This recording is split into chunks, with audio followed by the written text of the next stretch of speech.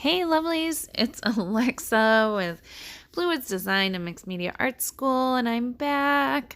And this week we are doing portrait or face for our Monday prompt project. And this is the girl I create. And I'm going to walk you through some of my supplies. I played with graphite and charcoal this week. So I have graphite pencils in like 2B, 5B, 10B. I love all those blendable ones. I also have my charcoal pencils. I believe I only use the extra soft, but I do have others, medium, soft, all of that. Also have my white charcoal pencil and some blending stumps. That right there is a water-soluble graphite stick. And of course, I have my tiny little erasers. And that is just so that I can get into erase those fine details that I need. So I am starting by roughly sketching in a face. And I want you to notice that this whole process, number one, she changes a ton from just the beginning. But I also want you to notice how I am holding my pencil. I am holding it very far back. I am trying to be loose and sketchy. I know particularly in this beginning phase, I'm just mapping it in. And even look, I'm making flowers in her hair and I'm literally holding back on the pencil and then twisting my pencil around and creating these actually really pretty flowers with not much effort. And as you'll see, there are times I'm holding further back, just kind of sketching in like there. I'm getting the outline of her hair. And then there's times I sort of am holding a little closer to the front, and that's when I'm maybe trying to get a little bit more detail in. But again, I really try to stay away from holding it right at the tip and really firmly. It just changes the way you interact with your portrait. It loosens you up and allows you to let go a little bit more, which is always kind of hard, right? We want it to look just perfect. So now I'm coming back in. I believe that first one that I used was a 2B or a 5B to sketch. And now I have my 10B, and this one is going to be a lot more blendable. And so it's going to have like also a darker pigment just in general. So you can see I am blending it out and I am laying it down and blending it out.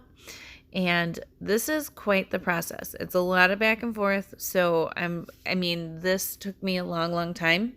Just because you kind of play with adding a little shadow here, adding a little shadow there, stepping back and seeing what it is. So I do actually kind of show you bits and pieces of the process, and just know that the parts that are cut out are just more of me fussing with the shading.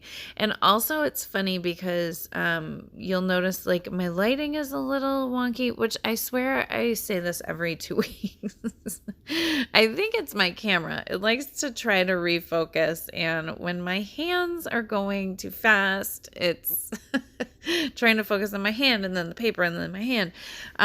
So, I need to figure this out. But among all the things that we all need to do. But that's why I kept it in real time so that it wasn't like flash mobbing you. But aside from my lighting issue, you will see that it is also just a lot of back and forth and working through my shading. So yeah, it can get redundant to watch that over and over and over. So I'm going to let you guys hang out and watch. I'm trying to think if there's any other big tips that I want to talk about. I guess I should say right now I'm using my 10B to do shading, and then pretty quickly I switched to my extra soft graphite, and that really, you'll see it punches in that color really dark, and it can blend like crazy. And that I don't even always use my blending stump. I use my hands way more than my blending stump for that. So these are all just layers building upon, right, and creating this story of this girl. And then lastly, I will use my water-soluble graphite. And I like to take that, and that one's, I believe, a 10B. I usually go for the 12B, but I just grabbed whatever. I like those things that are just really, mush it around. So I take my water-soluble graphite and I dip it into, I have just a tiny bit of water in a jar there, and I start to add that in. You get this really cool, it's just different than the regular graphite, and it's different than the charcoal. And I just really love the effect that it has. So I sort of pick and choose where I want to put that, and I lay that down. And yeah, then I just keep shading away and defining, and then kind of smudging and defining. So if you want to play with graphite or charcoal this week, I would love to see what you make.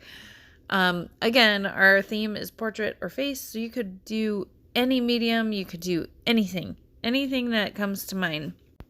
And as always, please share away on social media or in our Facebook group, all of which will be linked below.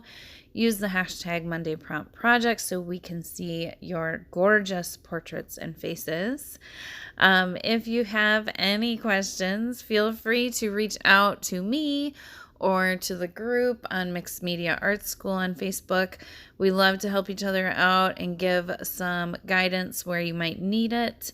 If you are new to drawing faces and want to learn more, we have some great classes in our Teachable site, and I will link that below as well. So if faces intimidate you, you could just rip the Band-Aid off today and take a class and get started on your face drawing journey. We do have a second project this week from resident artist Erin, and I will link below her project, and so that you guys can check that out. And of course, I'll be posting it on our Instagram page and all that. So I hope you are along to play this week, and I can't wait to see what you make, and I will see you guys again next week. Bye, guys.